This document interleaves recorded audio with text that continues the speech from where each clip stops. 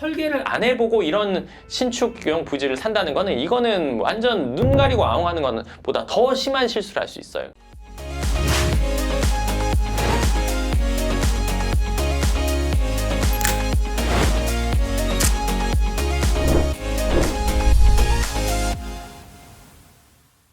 반갑습니다. 연금처럼 월세 받게 해주는 연금형 부동산 연구소 황소정입니다. 오늘은 어떤 내용을 제가 다뤘으면 좋겠는지 그 영상에서 댓글 주신 것 중에 하나를 할 건데요. 그 첫 번째, 부동산 가서 처음 건물 매입 시 물어봐야 하는 것, 처음 뭘 물어봐야 될지 모르겠다. 그리고 건물 보러 가서 점검해야 할 것, 이 두 가지인데요. 일단은 건물 매입 시 처음 물어봐야 하는 것에 대해서 얘기를 해볼게요.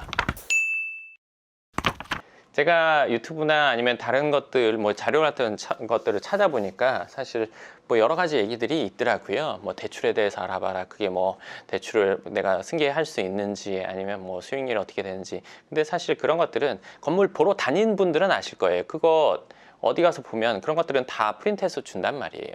근데 중요한 건 내가 그게 맞는지 틀리는지 어떤 게 더 좋은지 안 좋은지를 판단하기가 곤란하다는 거거든요. 근데 제가 설명할 거는 어떻게 할 거냐면요. 시간의 흐름대로 얘기해 드릴 거예요. 그리고 큰 틀에 대해서, 그러니까 건물을 살 때 처음에 부동산에 가는 얘기부터 할 거예요. 자, 건물을 본다고 하면 방법은 두 가지예요. 지나가다가 부동산에 들어가서 무턱대고 보는 거, 내지는 검색을 해서 매물이 있는 곳들, 뭐 그런 것들을 다루는 부동산, 뭐 큰 부동산을 가서 보는 거, 이 두 가지란 말이에요. 부동산 사무실에 무턱대고 보거나 아니면 검색해서 어디를 가서 보는 거. 예를 들어서 연락을 받고 그 사람들이 태우러 오기도 하고 아니면 가서 그 사무실에서 브리핑을 듣고 보기도 해요. 자, 근데 이 동네 부동산에 무턱대고 들어갈 수도 있고 아니면 전화해서 어떤 지역에 있는 부동산에 갔을 때부터 얘기를 할게요. 가면 일단은 우리가 중요하게 생각하는 게 있고 그 상대 부동산 사무실에서 공인중개사인 분이 중요하게 생각하는 게 있어요. 우리가 중요하게 생각하는 건 뭐냐? 제대로 된 건물을 사는 거, 괜찮은 건물을 사는 게 중요하죠. 여기서는 뭐가 중요할까요? 이 사람이 돈이 있냐가 중요해요. 첫 번째로 여기에서 중요한 거는 이 사람이 어떤 건물을 사기에 충분한 현금을 보유하고 있느냐가 제일 중요해요. 그렇죠? 그러면 이 상대방에게 내가 건물을 살 수 있는 여력이 된다는 거를 얘기를 해줘야 돼요. 사장님 건물 있어요? 이러면요 그냥 뜨내기 같단 말이에요. 부동산 사무실에 있는 분은 그게 중요하지 않거든요. 건물이 있고 없고가 중요한 게 아니라 이 사람이 살 수 있는 여력이 되냐 안 되냐가 제일 중요하단 말이에요. 그렇기 때문에 부동산 사무실에 가면 이렇게 얘기하는 게 제일 좋아요. 뭐 얼마짜리 건물 있어요? 내지는 건물 있습니까? 뭐 괜찮은 건물 있어요? 이게 아니라 사장님 제가 건물을 사고 싶은데 현찰이자가 어느 정도 있고 그래서 얼마 정도 금액까지 내가 사고 싶다, 이렇게 얘기하셔야 돼요. 그러면 여기서는 잠시만 앉아보세요 라고 한다든지 없어요 하고 이런 사람들도 있거든요. 근데 그거는 나를 무시하거나 그런 게 아니라 정말 없는 거예요. 장사를 한다고 생각해 보세요. 우리가 햄버거집 갔어요. 햄버거 먹으러 갔어요. 근데 거기 가가지고 주문을 짜장면 주세요 하면 왜 햄버거집 와서 짜장면을 찾아? 없어요 가세요 하잖아요. 근데 햄버거 가게를 가서 짜장면을 주문하면서 그 사람이 없어요 가세요 했을 때 마음 상처받는 사람은 없단 말이에요. 그건 당연한 거니까. 그리고 애초에 그런 짓을 안 하겠죠. 근데 부동산에 가서 사장님 제가 얼마 있는데 얼마 정도 금액대에 사고 싶다 했는데 그런 거 없어요 가세요 하는 건 여기 그런 물건이 없다는 거예요. 그러니까 마음에 상처받을 필요가 전혀 없어요. 이 가게에는 짜장면이 없는 가게인 거예요. 지금 당장은 없다는 거죠. 그러니까 가라고 하는 거예요. 그렇기 때문에 그거에 대해서는 마음에 상처받을 이유가 하등이 없어요.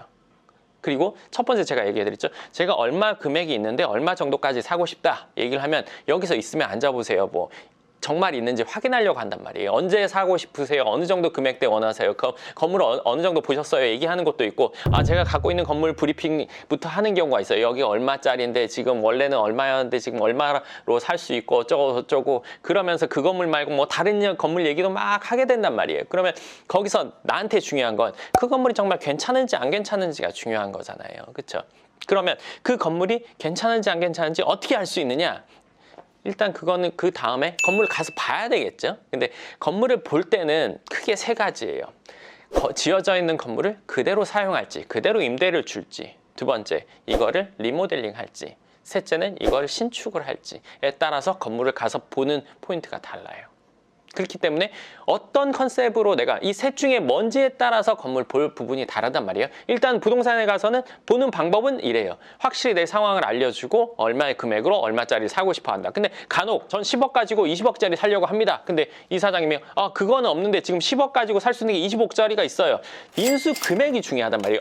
여기서 저 10억 가지고 20억짜리 살려고요. 여기선 10억 있으시면 집은 이번에 나온 건물 중에 하나가 25억짜리인데 그건 어떠세요? 할 수도 있단 말이에요.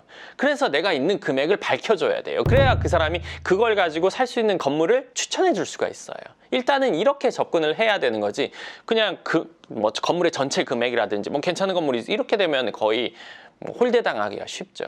그리고 넓은 지역에서 건물을 이제 거래하는 그런 부동산 사무실을 가보면 여기서는 애초에 그렇게 물어봐요. 얼마 있는지. 그 금액에서 인수금액이 되는 여러 건물을 추천하죠. 서울 전역을 하기도 하고 지방을 하기도 하고 그 금액에 있는 모든 것들을 보여주려고 해요. 근데 중요한 거는 그 건물마다 괜찮은 부분이 반드시 있단 말이에요.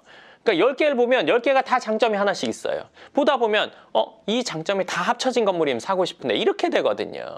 근데 그런 건물은 존재하지 않는단 말이에요. 자, 그러면 일단은 보는 상황, 처음에 우리가 접한 상황에 대해서는 제가 얘기해 드렸어요. 그 다음에 이 세 가지 그대로 갖고 가거나, 두 번째 리모델링 하거나, 세 번째 신축을 하거나, 이거에 따라서 건물을 보는 게 다르다고 얘기했죠. 자, 처음에 우리가 접한 상황은 이 두 가지예요. 크게 다른 것은 없을 거예요. 자, 그러면 내가 갖고 있는 금액으로 살 수 있는 건물을 사서 그대로 내가 임대를 하는 경우에 건물을 가서 어떤 걸 봐야 되냐면 이거는 당연한 건데 신축년도 당연히 봐야 돼요. 그리고 구조 봐야 돼요. 그리고 이제 불법 확장이나 이런 것들, 불법 사항이 있는지 없는지 이런 것들도 봐야 된단 말이에요. 그 다음에 누수, 결로 이런 거 없는지가 또 중요해요. 하자에서는 누수가 사실은 제일 예민한 부분이에요. 근데 그럼 누수는 어떻게 보냐? 옥상 올라가서 봐야 돼요. 방수한 지가 얼마나 됐는지, 그리고 틈에 갈라져 있지는 않는지. 그러면 틈이 갈라져 있다면 그 아래층에 와서 그 부분에 누수가 없는지, 그리고 누수라는 게 어디서 물이 들어가면 딱 바로 밑으로만 떨어지는 게 아니라 그게 물을 타고 어디서 나올지를 몰라요. 그렇기 때문에 누수가 사실은 잡기가 어려운 부분이거든요. 근데 누수 부분은 천정을 보거나 벽을 봤을 때 색칠한 게 서로 시점이 다른지, 아니면 도배했는데 도배가 한쪽 벽만 다른 걸로 됐는지 이런 것들로 볼 수가 있어요. 그리고 금이 많이 가 있고 이런 것들은 당연히 봐야죠. 그리고 겉에서 보면 색칠한 걸로 그거는 어느 정도 판단을 해볼 수가 있어요. 있는 건물 그대로 갖고 올 때는 일단은 하자 부분은 결로가 제일 중요해요. 그리고 방수를 언제 했는지, 그리고 그 옥상 방수가 예를 들어서 건물 방수하고 나서 5년, 10년 정도는 지나야 방수를 다시 하거든요. 근데 최근에 다시 한 것 같아요. 지은 지 얼마 안 됐는데 그거는 뭔가 문제가 있다는 거예요. 그리고 이건 제가 볼 때 보는 건데, 매지라고 해서 돌과 돌 사이에 매지를 쏘거나, 이게 땅이고 건물이 이렇게 돼 있으면 이 부분에 뭔가를 쌌다거나, 여기에서 한 무릎 높이까지 뭔가를 쌌다거나, 색이 다르단 말이에요. 그럼 이거 지하에 어딘가에 문제 있어서 하는 거예요. 그러니까 건물 전체는 봤을 때 지은 지 한 3년 됐는데 최근에 뭘 바른 흔적들이 있다. 최근에 어디가 뭐가 페인트 색깔이 다르다. 이거 페인트 색깔 100% 달라요. 페인트 색깔이나 아니면 방수제 같은 거 발라놓으면요, 색깔이 달라요. 그러니까 이질적인 부분이 건물의 전체에 있는지 한번 봐야 돼요. 그리고 물론 겉에 돌로 다 된 곳들도 있단 말이에요. 근데 그런 경우에도 이런 모퉁이 보거나 지하에 들어가거나 옥상에 가거나 아니면 각 층에 봤을 때 모서리 봐야 돼요. 모서리 보면은 문제 있는 거는 반드시 티가 나요. 그리고 자재가 갑자기 생뚱맞게 최근에 다른 자재로 했다던가 이러면은 저거 왜 그런지 물어봐야 돼요. 그러니까 그런 것들을 보고 확인해 볼 수 있어요. 그러니까 엣지 그 모서리 부분이나 꺾이는 부분 이런 데서 거의 문제가 일어나거든요. 천정 부분에 이런 것들은. 그러니까 그거는 반드시 봐야 된다고 생각해요. 그리고 또 하나, 건물의 자체 하자 말고는 세입자의 하자예요. 세입자의 하자는 어떻게 있을 수 있냐? 세입자가 연체를 많이 한 사람들이 있어요. 그게 상식적으로는 없을 것 같지만 연체를 하면서 보증금을 까먹고 있는 사람이 있는지, 그럼 그 연체를 어느 정도 했는지, 그리고 월세 수준이 어느 정도인지, 이게 해결이 될지 안 될지, 그리고 내가 해결하기 힘들다면 기존 건물주가 해결을 해주고 나한테 주는지, 세입자를 바꿔서 아니면 이 사람 명도하고, 아니면 내가 그거를 책임지고 해야 되는지, 이것도 아주 중요해요. 건물을 샀는데 기존 세입자 때문에 속 썩는 경우도 많거든요. 그러니까 연체나 이런 부분들 반드시 체크해야 되고, 그 세입자가 그 건물을 어떻게 쓰고 있는지도 중요해요. 뭐 지하를 쓰든 1층을 쓰든 2층을 쓰든 이 사람이 공용 부분을 쓰면서 막 지저분하게 하거나 그런 거에 대해서 뭐 당연시 생각하거나 하면 지금까지 당연시해서 당연하게 해왔는데 새로운 건축주가 그거 이렇게 깨끗하게 하고 어쩌고저쩌고 하면 이 분쟁되는 경우가 있거든요. 그러니까 그건 먼저 확인이 되거나 기존 건축주가 그게 해결이 되거나 내가 했을 때 그거를 난 마음 먹고 그거 완전히 다 깨끗하게 할 거야고 마음 먹고 하지 않는 이상은 그건 계속 그런 상태로 두면 건물 가치에 영향을 반드시 미치거든요. 그리고 이런 것도 보셔야 돼요. 기존 건물 그대로 쓰실 거면 냉난방이 어떻게 되고 있는지, 개별 냉난방으로 층마다 되고 있는지, 아니면 뭐 이건 좀 지은 지 좀 돼서 중앙 냉난방을 하고 있는데 그 효율이 높은지 떨어지는지, 그럼 그 기계실 철거할 수 있는지 없는지 이런 것들도 봐야 돼요. 사실은 건물을 볼 때 케바케기 때문에 뭐라고 하나 딱 집어서 도식을 해가지고 식을 해서 요거 체크하세요라고 할 수는 없지만 제가 지금까지 경험한 것들을 지금 최대한 얘기해 드리는 거예요. 일단 있는 기존의 건물을 살 때는 앞서 말한 이런 것들을 하셔야 돼요. 자, 그리고 두 번째, 리모델링 하는 건물을 살 때, 그럼 리모델링 할 때는요 이거 보셔야 돼요. 뭐냐면 일단은 이게 리모델링을 사실 복불복인 경우가 많아요. 왜냐면 겉에나 내부 조금 하는 거는 괜찮아요. 증축을 한다. 이거는 증축한다는 거는 이거는 일이 커지거든요. 왜 하중을 견딜 수 있는 얘가 그 구조가 되느냐 이거 중요한데 뜯어보면 아닌 경우도 있거든요. 그렇기 때문에 있는 건물에서 내가 외부 내부로 어느 정도 손보는 거, 증축이 아니라 확장이 아닌 상태에서 할 수 있는 게 사실은 위험 부담이 훨씬 더 적어요. 그리고 외부나 내부를 했을 때 아니면 둘 다 했을 때 월세가 어느 정도 상승하는지 확인해 봐야 돼요. 왜 그걸 확인해 봐야 되냐면 물론 부동산에서 얘기해 줄 거예요. 근데 여기서 얘기해 주는 거는 이왕이면 높게 얘기해서 건물 거래가 되게 하려고 하다 보니까 사람이 욕심이라는 게 있으니까 여기서도 예를 들어서 80에서 100 사이라고 생각하지만 여기서는 100이라고 얘기할 수 있거든요. 그렇기 때문에 내가 직접 확인해 보거나 지금 월세는 80 받는데 이거 리모델링 하면 100 받아요 했지만 거기서 10% 빼고도 오케이인지 그거 한번 따져보셔야 돼요. 그리고 또 하나는 리모델링을 했을 때 말한 그 월세가 그 상승되는 월세가 리모델링에 들어가는 비용 대비 수익률이 괜찮은지 따져봐야 된단 말이에요. 물론 리모델링하고 월세가 약간만 올라도 건물 가액이 몇 억 올라갈 테니까 괜찮지 않아 이렇게 판단해 볼 수 있단 말이에요. 근데 그거는 내 입장에서 괜찮은지 사는 사람 입장에서 괜찮은지 봐야 돼요. 뭐 리모델링 비용 이 정도 들어갔고 월세 이 정도 상승해서 그럼 뭐 한 5억 더 받으면 좋겠다. 그 정도는 받을 수 있을 것 같아요 하는데 내가 만약에 그거 된 상태를 나도 살 정도인지 한번 따져봐야 돼요.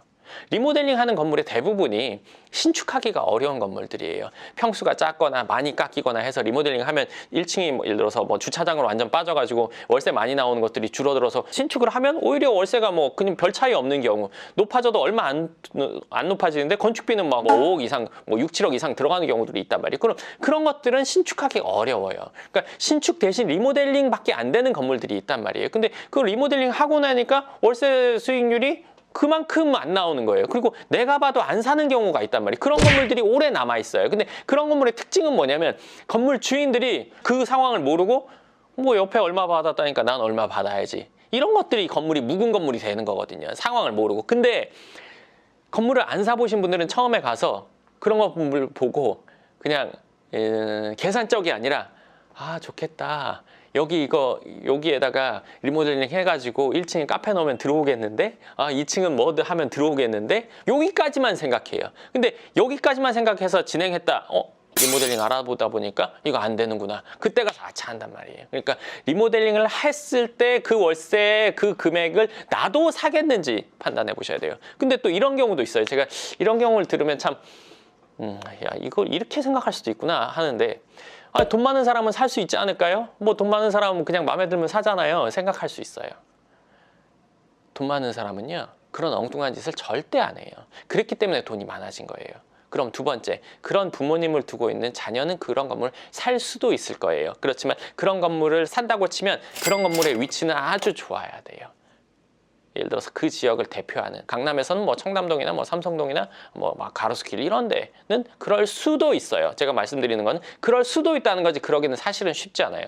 2세라고 하더라도 3세라고 하더라도 어느 정도 따져본단 말이에요. 주위에서 자문 구할 사람도 있고 그래서 사실은 눈먼 돈이라는 있지 않다고 생각하거든요. 근데 그냥 돈 많은 사람은 살 수 있겠지. 그렇게 접근을 하면요. 그거는 그런 사람 만나기 전에는 팔 수가 없어요. 그리고 그 건물은 리모델링에 적합하다는 거는 신축이 안 된다는 거기 때문에 이거는 가치가 올라가기도 사실은 쉽지 않아요. 우리가 아파트 같은 경우 30년, 40년 된 아파트들 가격이 막 신축 그 당시보다 훨씬 더 비싸요. 왜? 그때보다 살기는 더 불편한데 왜 비싸졌어요? 얘는 철거하고 새로 지을 거니까, 앞으로 새 거가 될 거니까 올라가는 거잖아요. 물론 이제 지어놓은 아파트 4년 차, 5년 차도 가격 올라가는데 얘네들은 현재 사용 가치보다 훨씬 높다는 거는 앞으로 지어질 수 있으니까 높아지는 거거든요. 그러니까 건물도 아주 허름해도 여기에 멀쩡하게 지을 수 있다면 그 건물에 대한 금액은 얼마 안 치더라도 땅값이 아주 그냥 가격이 높기 때문에 얘 가치가 높아지는 거거든요. 근데 그 부분을 생각해야 되는데, 리모델링만 되는 거는, 신축이 안 된다는 거는, 그거는 건물을 살 때 많은 마이너스라고 저는 생각하거든요. 뭐 앞으로 뭔가 지어져 가지고 크게 널찍하게 할 수 있어야 되는데 그게 안 되는 상황은 장점 두 개가 있다면 이거 하나가 안 되는 거거든요. 애초에 살 때부터 약점이 있는 걸 산 거죠. 그러니까 그러면 그 뒤에 누군가가 돈이 있다고 해서 그런 걸 그냥 무턱대고 사진 않거든요. 그리고 더 하나 얘기해 드린다면, 돈이 많으면 보통 리모델링밖에 안 되는 건 금액대가 대부분 낮거든요. 그러니까 근데 그런 금액대는 안 사겠죠. 그러니까 리모델링 하실 때는 아까 말씀드린 리모델링 하고도 내가 금액을 그대로 그 금액에 살 건지, 그리고 월세 부분을 반드시 확인하셔야 돼요. 직접 확인하든 아니면 알려준 거에서 한 10% 정도 빼고도 답이 나올 때는 해볼 수 있어요. 그렇지 않고서는 해보기 어려울 것 같아요. 안 할 것 같아요. 그리고 내부 외부 고치는지, 아니면 외부만 고칠지, 아니면 내부만 고칠지, 그거는 건물마다 너무너무 차이가 나거든요. 그러니까 그거는 건물마다 다르지만 제가 말씀드린 거는 반드시 체크해 보셔야 돼요. 그리고 세 번째, 신축하는 건물을 살 때, 이거는 지금은 구축이란 말이에요. 오래된 건물. 이거는 가서 건물 볼 필요도 없어요. 설계를 해봐야 돼요. 가서 물론 진짜 볼 필요 없어? 그래도 한 번은 봐야겠죠. 네, 죄송합니다. 한 번은 봐야 돼요. 그리고 옆 건물들이 어떤 상황인지, 우리가 건축을 하면서 문제가 크게 없을지 이거 한번 확인해 봐야 돼요. 그리고 또 하나는, 이건 설계를 안 해보고 이런 신축용 부지를 산다는 거는, 이거는 완전 눈 가리고 아웅하는 거는 보다 더 심한 실수를 할 수 있어요. 그러니까 반드시 설계를 해봐야 돼요. 그리고 설계도 두 군데, 세 군데에서 해볼수록 더 좋겠죠. 그리고 설계를 해봄에 있어서도 중요한 게 뭐냐면, 여기를 근생으로 지을지, 아니면 뭐 상가 사무실로 지을지, 아니면 주거용으로 지을지, 이거에 따라 다르단 말이에요. 구조나 이런 것들이. 근데 이 지역에, 이 자리에 주거가 맞는지 근생이나 상가가 맞는지 이거 반드시 파악한 다음에 설계를 해봐야 된단 말이에요. 그렇지 않고 요즘 같은 시대에, 요즘 지금 2021년 6월인데 주거에 대한 규제가 심해지다 보니까, 뭐 세금이나 이런 것들이 높아지다 보니까 다 근생을 한단 말이에요. 근데 주택가 안쪽에 생뚱맞게 근생을 한단 말이에요. 그런 것들이 임대 주기가 힘들 거란 말이에요. 그 지역에 맞는 컨셉의 건물이 지어져야지, 그렇지 않으면 이거는 임대도 힘들고 향후에 매각도 힘든 상황이 온단 말이죠. 그러니까 그 부분을 반드시 확인하시고 설계를 해보고, 그 건물 주위에 뭔가 민원으로 인해서 문제될 게 크게 없는지 이거는 한번 파악을 해봐야 돼요. 그렇기 때문에 그런 걸 안 해보고 그냥 얘기만 듣고 뭐 리모델링 해서 하다가 신축하시면 돼요. 아, 네, 알겠습니다 하고 리모델링까지는 해서 괜찮았는데 신축하려고 보니까 깎이는 게 많아서 오히려 월세가 떨어져요. 그거는 영원히 지을 수 없는 건물이나 똑같거든요. 그러니까 그 부분들을 확인해 보셔야 될 것 같아요.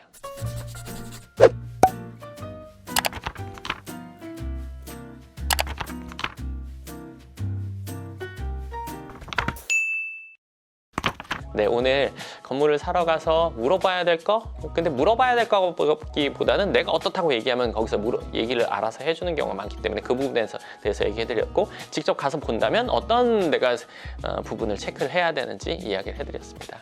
오늘 해드린 내용보다 좀 더 제가 생각나거나 해드릴 얘기가 더 생기면 요거에 한 2탄을 다시 한번 찍어보도록 하겠습니다. 네, 그럼 오늘 영상은 여기까지 할게요. 감사합니다.